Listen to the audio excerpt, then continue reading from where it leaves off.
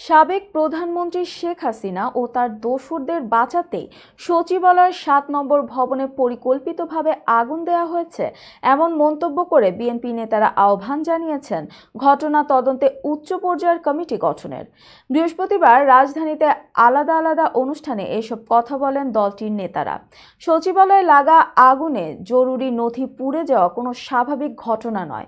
রাজধানীর ডিআরইউতে এক আলোচনা সভায় দলটির সিনিয়র যুগ্ম মহাসচিব রুহুল কবির রিজভী সচিবালয়ের আগুন পরিকল্পিত মন্তব্য করে বলেন, সরকার শেখ হাসিনা আমলের নথি চাওয়ার পরই তা গায়েব করতে দেয়া হয়েছে আগুন।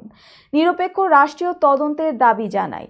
রিজভী বলেন, জাতীয় পার্টির চেয়ারম্যান মৃত হুসেইন মোহাম্মদ এরশাদের চেয়েও ভয়াবহ নিষ্ঠুরতা শেখ হাসিনা দেখিয়েছেন।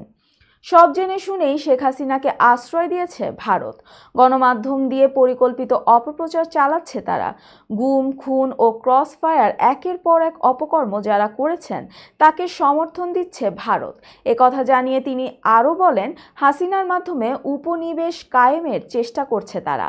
ভারতের নীতি শেখ হাসিনার মাধ্যমে বাস্তবায়নের চেষ্টা চলছে। তবে আমরা এখন চূড়ান্ত গণতন্ত্রের পথে এগিয়ে যাব। রিজভী বলেন, আমরা শুনছি একটা রাজকীয় দল করার চেষ্টা চলছে। কারা কোন রাজনৈতিক দল করবেন এটা যদি গোয়েন্দারা ঠিক করে দেন তাহলে হাসিনার সঙ্গে পার্থক্য কি থাকলো? এসব কিন্তু দেশের মানুষ মেনে নেবে না। মঈনুদ্দিন, ফখরুদ্দিন, এরশাদ ও হাসিনার মতো একই সংস্কৃতি পুনরাবৃত্তি হয় তাহলে কি পরিবর্তন এলো? তিনি আবারও বলেন, জাতীয় নিরাপত্তার সংজ্ঞা কি হতে পারে? ডিজিটাল সিকিউরিটি অ্যাক্ট আর সাইবার সুরক্ষা আইনের মধ্যে আমি কোনো পার্থক্য দেখি না।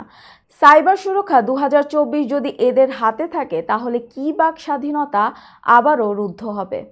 সংস্কার যে কী রূপ হবে তা কোন দিকে যাবে তা ঠিক বোঝা যাচ্ছে না।